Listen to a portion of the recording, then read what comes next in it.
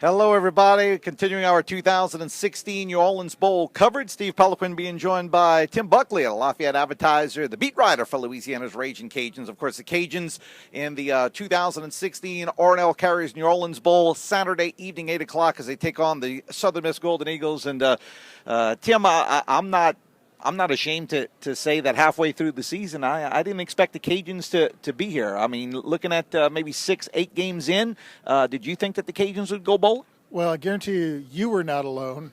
I was probably among the skeptics. But you know what? If you looked at that schedule, they had opportunity late. It was just a matter of taking advantage of it, especially with the close at UL Monroe, because you had to figure that one was, in the bag. When they went to Georgia Southern, it looked bleak, but once they got that one, I don't know. I got a little bit of a sense that the Arkansas State game was possible, maybe not probable, but possible. But truth be told, no. What's the biggest story in your mind of this football team and kind of the turnaround? You got Mike Lucas, of course, that took over as the defensive coordinator and a team that did such a good job. I think offensively, I think they might have even simplified some things offensively as well. But, of course, you had Anthony Jennings, who arrived on campus a day before, camp ever started. Elijah McGuire has played mostly not 100% all year. I mean, it's really been, quite the turnaround considering the start. In your mind, what has been the biggest reason for the Cajuns' turnaround? There's all those elements, and they're all a part of it. But I think when this is all said and done, and Mark Hudspeth talked about this a little bit, as bizarre as it sounds, everything that happened around that anti-Donald Trump video kind of pulled this team together. It was obviously there was issues with it on all sorts of different fronts, but it happened right before the Georgia Southern game. The fallout from it came immediately after the Georgia Southern game. They had that win in Statesboro. All of a sudden, there's all sorts of craziness on all sorts of fronts, and that could have really just ripped them apart. And easily, a lot of teams in that situation perhaps dropped 3 in a row to close it, but they didn't do that. They upset Arkansas State. They did have the loss at Georgia, but they played well in it, well enough that when they went into that Arkansas State game and when they went in that ULM game to close it, they were playing as a team together. There might have been some ripping apart that happened, at certain points, but it didn't stay that way.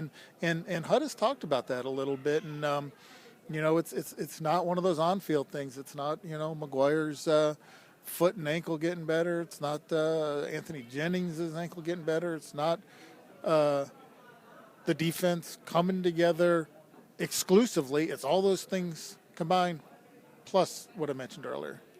What about the matchup, Southern Miss? I mean, it's I guess it's good for the New Orleans Bowl. Cajuns, 2 hours away, and Southern Miss about 90 minutes away from Hattiesburg.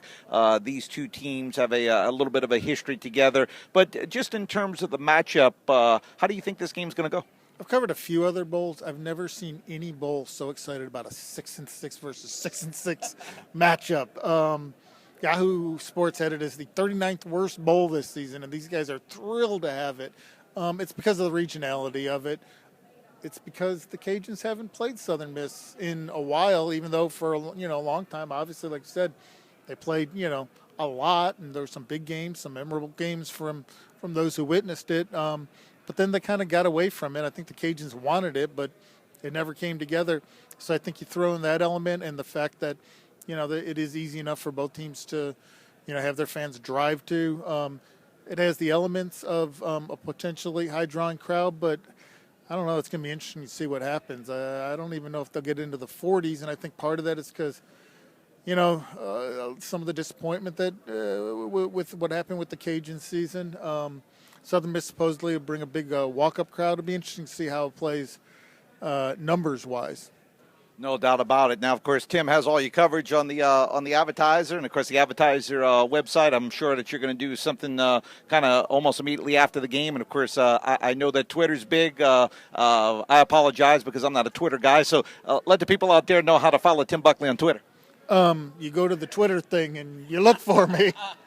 They tell me it's TDA Raging Cajuns. TDA Raging Cajun. Yeah, we'll have a lot going on Saturday, no question about it. The whole key with the post-game coverage, though, I think probably is just staying awake.